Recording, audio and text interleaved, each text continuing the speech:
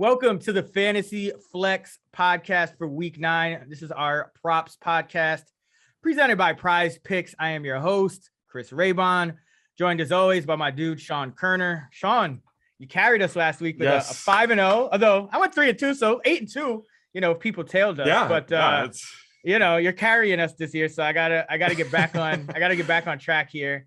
But how you doing? Yeah, 5-0 last week. Let's keep it up. I think I took 4 overs. Yeah. I'm sticking with overs again this week. So I feel like you really went 1-4 because process over results. So you actually yeah, seriously. I'm with you though. Like I never feel good. I never feel good about taking overs.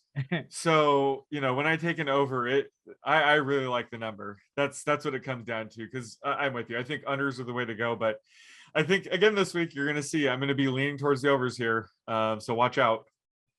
I mean, listen, the people love the overs. Like that's people like I do some other work and they tell us like if you can find an over for us before you look at the unders, because like people just love, you guys out there just love to bet overs. We get it, but I'll keep doing what I do, you keep doing what you do, and hopefully we end up 10-0 at the end of this week. Yes, love it.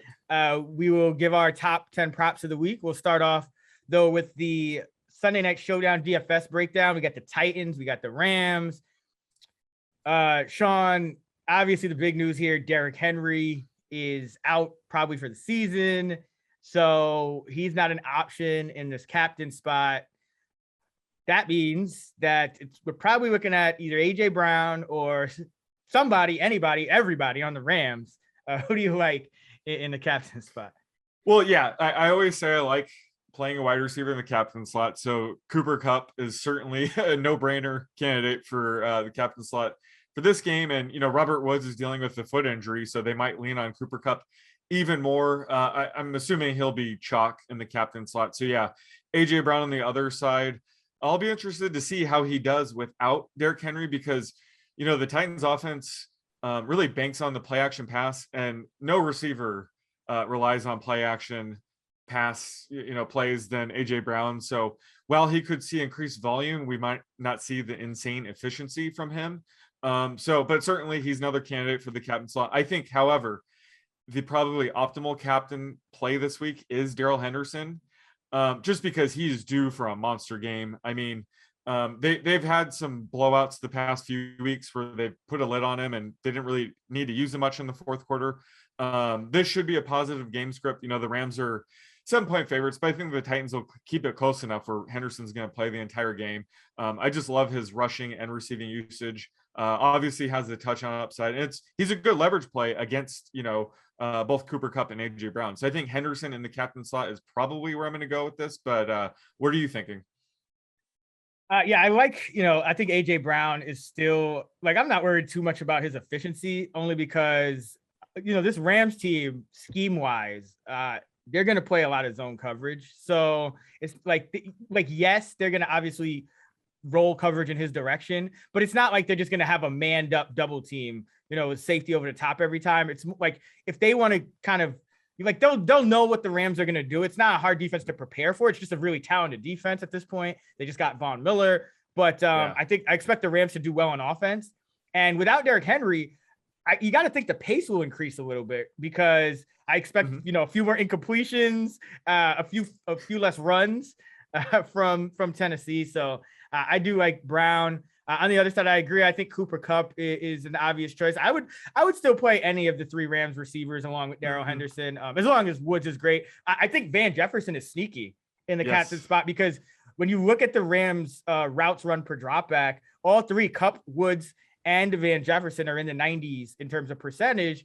And that kind of speaks to them releasing Deshaun Jackson. He just couldn't get on the field. And on top of that, not only did they waive Jackson, but Tutu Atwell, who is like the logical Jackson replacement, rookie, he also got hurt and he's out. So the Rams are kind of thin here. They signed JJ Koski, I think, to play special teams and be active as like another receiver. But I think you're going to see Jefferson, Kupp, Woods get like close to 100%. Yep. Maybe Bennett Skowronek mixes in for a play or two, but I expect a lot of Van Jefferson. So he's kind of the sneaky guy, but I like all the receivers. I agree with you It's just like the Rams play a ton of zone.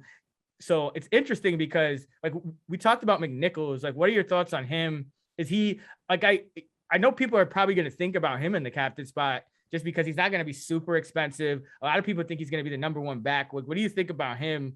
Do we still think that he's kind of not going to be like doesn't have a high enough ceiling even in this game with Peterson and Deontay Foreman probably still getting ready to kind of take a bigger workload? Yeah, no, I think if you were to play McNichols, this would be the game. Because the Titans are +7, 7.5, so this should be a negative game script. And I think he's going to be the pass catching back for the rest of the season. I don't think Adrian Peterson or Foreman are going to steal much work from McNichols there. So it is a perfect game script from them, and he might see a few more carries than he normally would because he's the only Titans running back that knows the playbook. So it could be a big game from him. I'm just curious. Maybe you might have an idea, but like, do you think he's going to be pretty highly rostered here, or if he's sneaky? Like, I haven't been able to figure that out quite yet. But I think he'll be highly rostered, but not necessarily in the captain spot because this is one of those matchups where you have a lot of expensive guys between the Rams and then AJ Brown on the other side. So I think he's sneakier in the captain spot. And you look at the Rams, they play a ton of zone. Like they actually play zone at the highest rate in the league. And the Titans against zone coverage, it's AJ Brown leads them in targets. And then with 20 and then 26, according to Pro Football Focus. And then the next two, Derrick Henry with 16 and Jeremy McNichols with 15. So the backs have combined, collectively for more targets versus zone than AJ Brown. So like this could be like a 10 catch game for McNichols if they get behind. Like we saw against the Jets. I mean, he had 8 catches for 74 yards. So certainly, the game script, the way the Rams play defense, it does set up for McNichols' game. But again, the decision I'm gonna go with McNichols is like, will he be highly rostered or not? And I think he will, but I think he's warranted. So if there's one game to take McNichols, even though he's chalk, it's probably this one. All right, what about for DFS cheat codes? Do you like would have lowered down?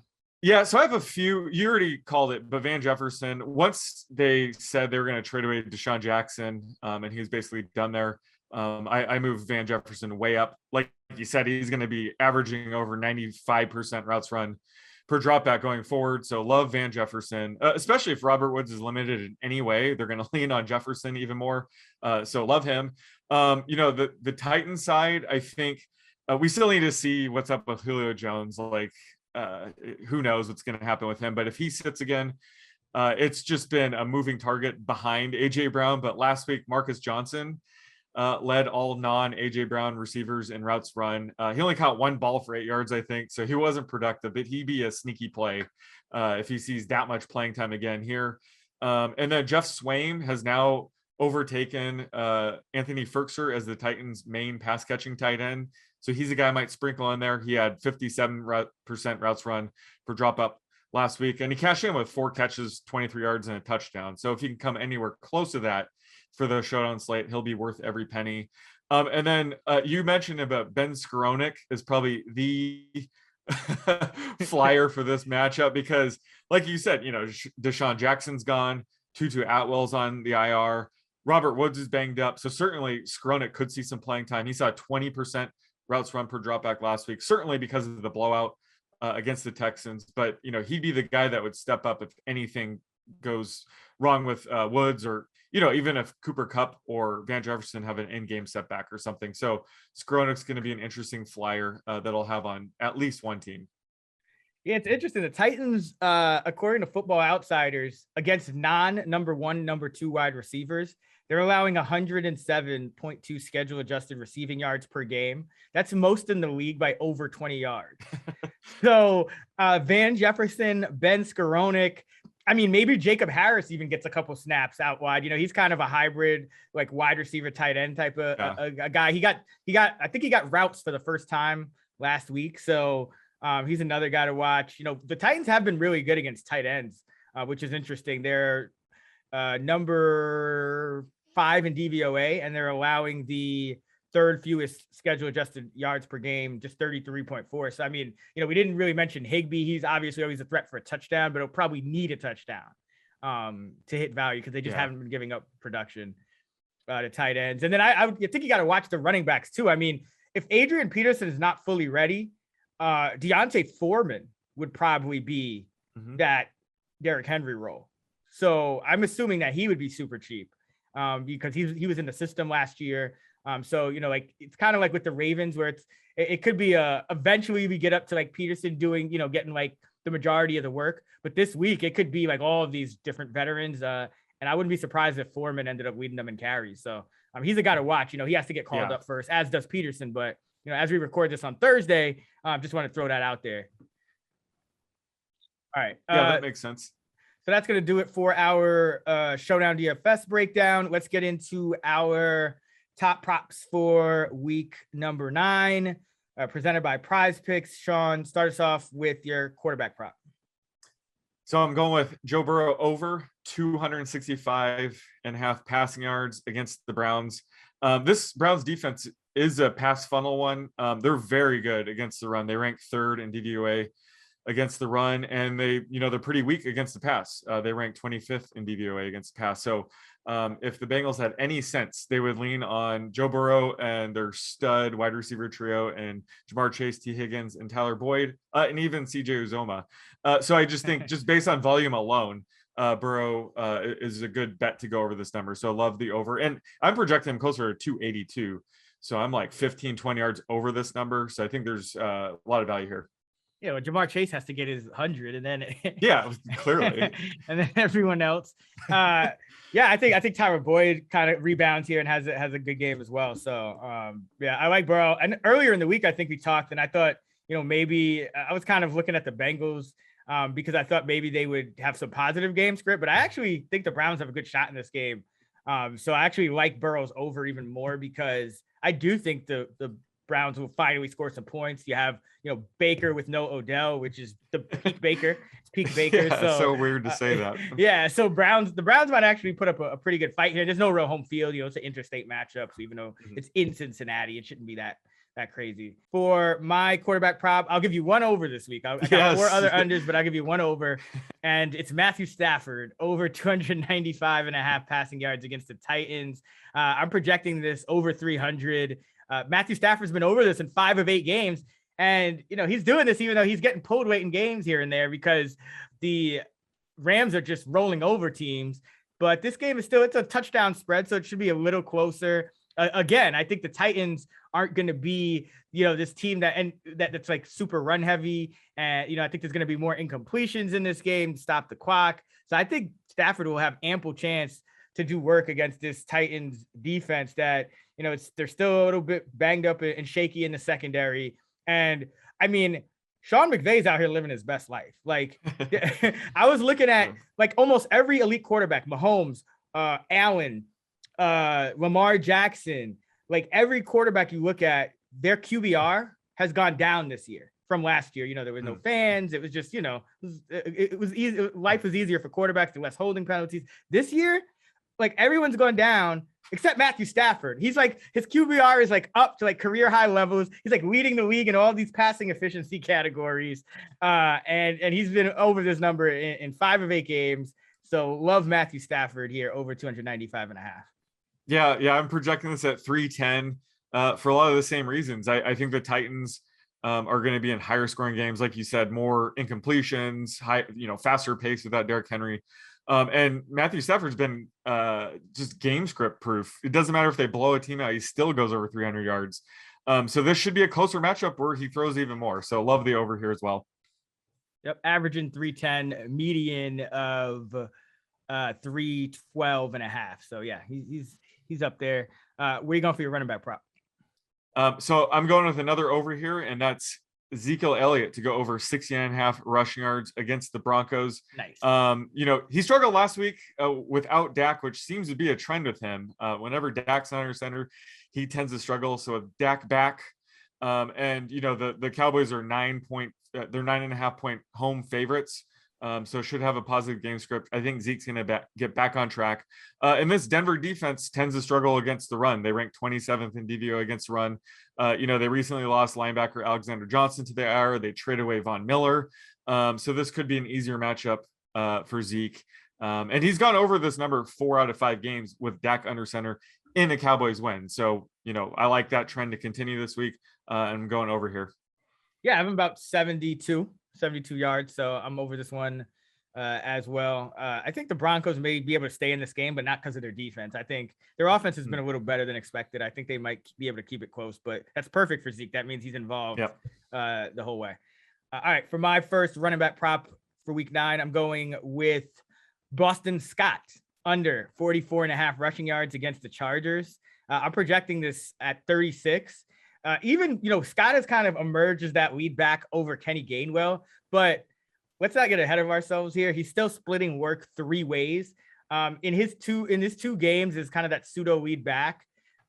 He got 31 and 37% of the carries. So, there's a lot of different ways that this could go wrong. Number one being Philadelphia is an underdog at home against the Chargers. And I know the Chargers have been shaky these last couple of weeks. I mean, I bet against them last week against the Patriots. That wasn't a super popular pick, but this week I think the Chargers roll. Like, this is the perfect defense, on the other side to get right for Justin Herbert. It's after facing 2 heavy man coverage defenses. Eagles play pretty much all zone. They're not hard to plan for. So I think the Eagles are going to get behind in this game. They're going to have to put up points. Unlike last week when the Lions scored 6 points, they were blanked at halftime, I believe. And if that's the case, you're going to see Kenny Gainwell. Even with the explosion rushing for the backs last week, the Eagles are still averaging under 17 running back carries per game, lowest in the NFL. So this Boston Scott line is about 10 yards too high for me, just because I know the matchup is good, but with running backs, it's all about volume. It's not just matchup. You have a lot of other things to consider, like game script and snap rate, and we just can't view those positively for Boston Scott in this spot. Yeah, I'm projecting him at 36 as well. I think you said that was your projection. Yeah. Just this is going to be, a murky, hot hand approach 3-way running back committee. And last week, I mean, Scott looked great. He started the game. He had the hot hand, and then they blew him out. So they pulled him. I don't think he had a single touch in the 4th quarter. That was Kenneth Gainwell time. But yeah, this is a volatile situation where I think his line is inflated based on the game script last week. And yeah, they're going to be trailing, and Jalen Hurts is going to get his. He only had 15% of the total rushing attempts last week. It's going to go way up, closer to 40%, like we've seen for much of this season. So yeah, Scott's an under for me as well. Yeah, I'm taking the Brandon Staley approach. It's like, I'm daring you to run it. Like, yeah. That's how I look at these props. It's like, all right, I dare the Eagles to run it again, like enough times to get Scott over this number. Exactly. Where are you going for your second running back prop? Going over again. This is my last over, I promise. Najee Harris over 76.5 rushing yards against the Bears. He should see a massive workload again this week. He has literally 0 competition behind him. He just gets insane workloads. He's seen 23 plus carries in each of the past 3 games. And he's cleared this number in each of the past 3 games. And this Bears run D hasn't been that great this year. They ranked 24th in DVOA. The Steelers are 6-point home favorites. The offensive line has looked a lot better. So I'm projecting Harris around, 23, 24 carries for, 80. What's up? No, just keep going. That's a lot of carries. Yeah. What do you have him projected for? Because like 18. 18. Oh my God. Can I make a side bet with you for over 18 carries? Please. Over 18 and a half. Yeah. I'll give you the extra half. That's what I'm confident about. It's the yards per attempt that I guess is where this prop comes into play. But either way, I'm projecting him for over 80 yards. I just think he has a really high floor right now. So love this over. I mean, to be fair, he's had 23 or more in 3 games, but 16 or less in 4 games. So it's not like my 18 projection is crazy. Like, it's kind of in line with his season long. Yeah, I guess trending. He is trending up. Yeah, I think it's also with the positive game script. Are you referring to those 3 games the Steelers lost? By any chance? I can't believe they only lost 3 games. Yeah, I know, right? No, that's a side right. discussion It seems here. Like they've lost so many assuming the 6-point spread yes. is like rational. That's why I like his carries to go over 20 again here. Yeah, I haven't projected lower. This is interesting. I haven't projected about 18 for 72. So Okay. I'm a little under. He's been at 62 or less in 4 of the 7 and 16 carries or less in 4 of the 7. So I know he's trending up. I haven't really I'm kind of just going, they have McFarland active now, so they have 3 other backs to kind of. Are you projecting any one of those backs to get more than 1 carry? I don't think so, but I have Harris at 85% carries, which his season average is 83%. So I do I have him. He's my RB3. I'm not it's just one of those weeks where I think his I have him getting 5 receptions, too. So that's kind of driving it. I think not just the carries. We're very similar approach here. I have the Steelers with 29 total team carries or rush attempts. So that's probably where I'm a little the difference is. Yep, that's where the difference is. I'm just projecting that based on the projected game scripts. So if the Bears win this game, I'm probably going to lose this prop.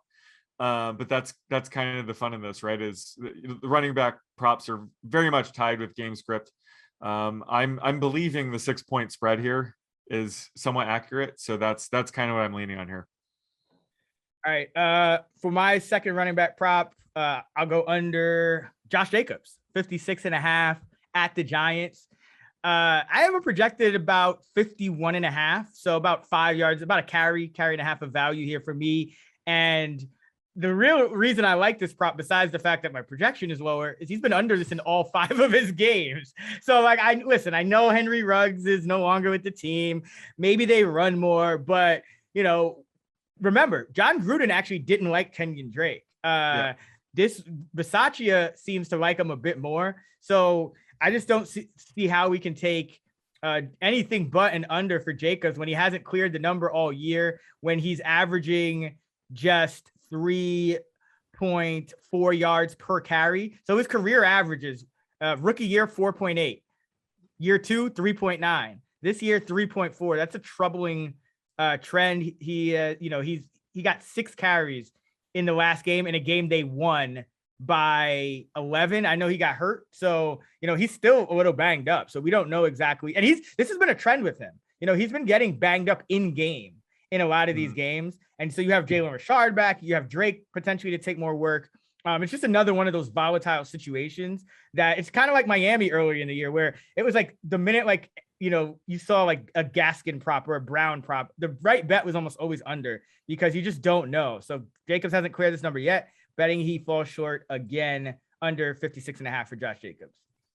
Yeah, I like it. And I was going to mention, the coaching change, it could mix things up. Kenyon Drake could be more involved, which we've already seen with the new coaching regime. And also Jacobs' receiving usage has gone up. That might be something that we see with the coaching change as well, is, that Gruden seems to limit Jacobs in the passing game, but we've seen that go up. So it could, eat into his rush attempts here. So I'm projecting this to go under as well. All right, where are you going with your first receiving prop for week 9?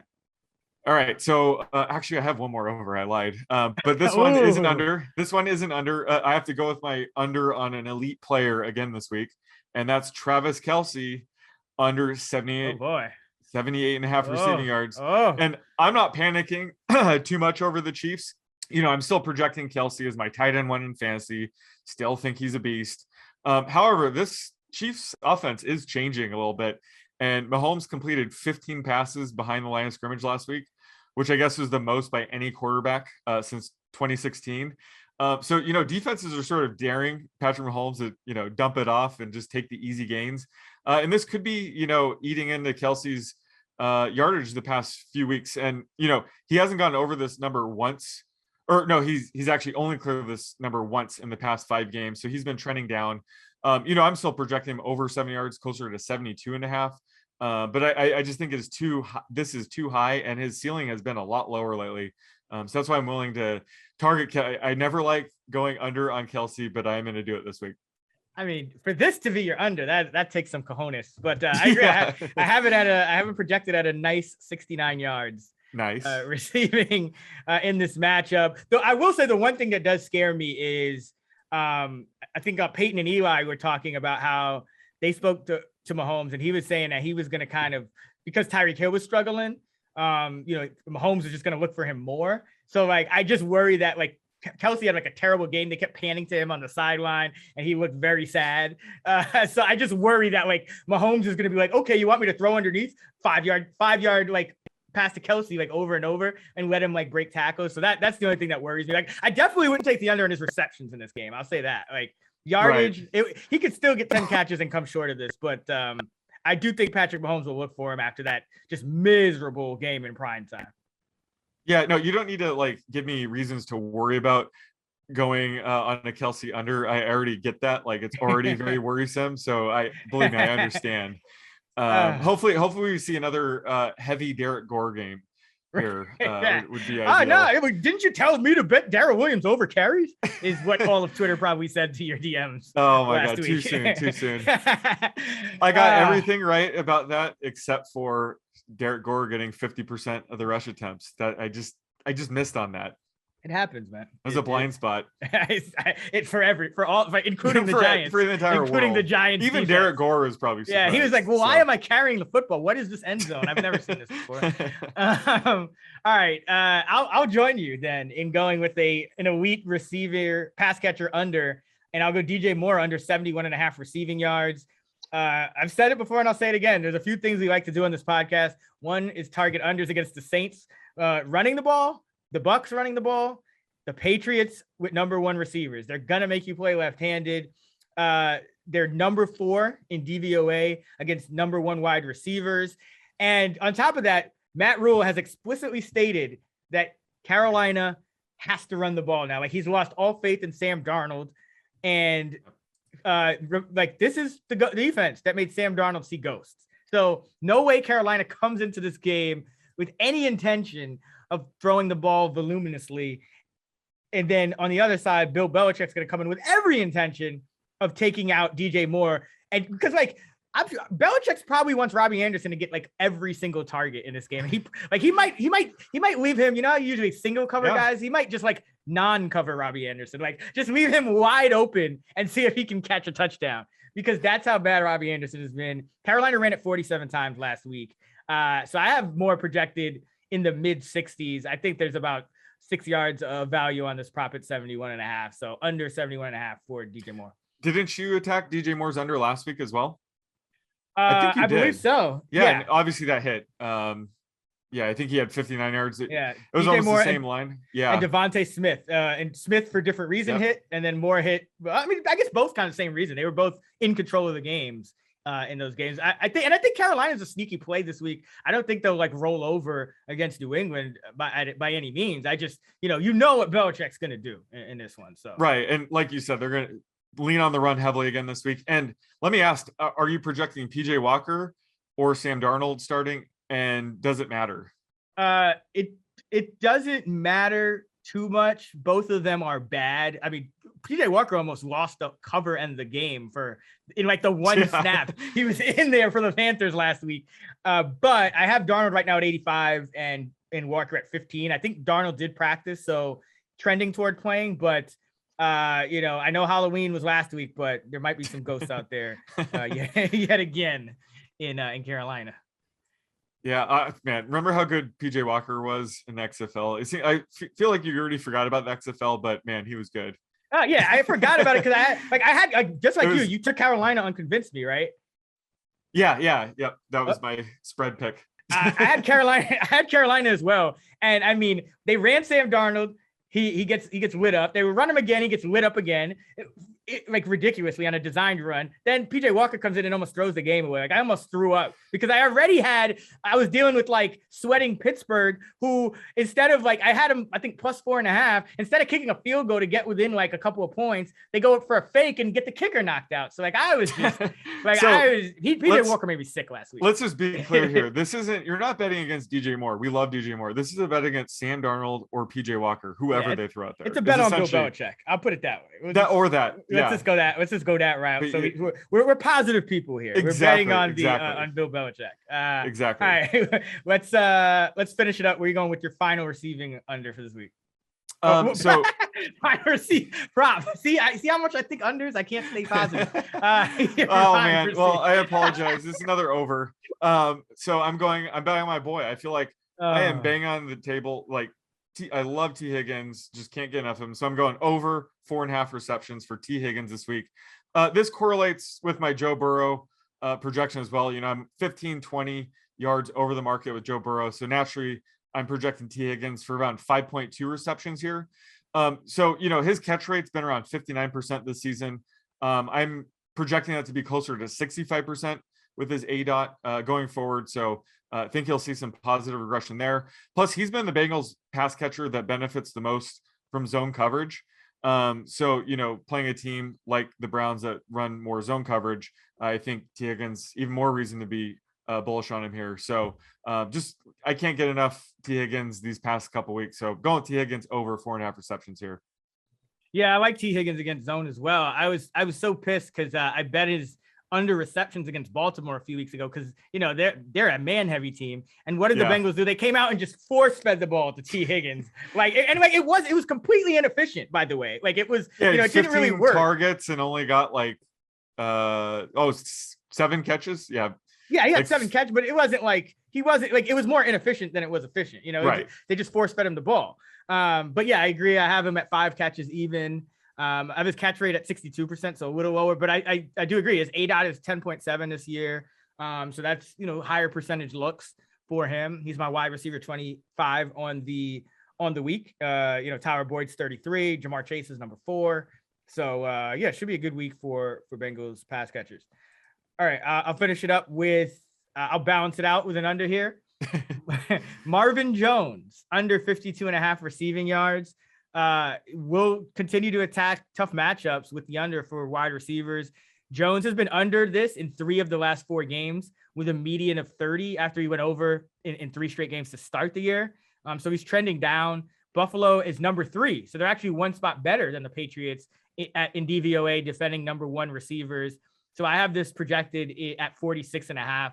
There's another one about 5-6 yards of value here on the under. It's just been a mess for Jacksonville and that offense. And the Bills are also number 1 in pressure rate now. So it's going to be tough to get the ball to Marvin Jones in that intermediate to deep area of the field for Trevor Lawrence. I think we see him go underneath to our boy Jamal Agnew a little more in this one. So Marvin Jones under 52.5.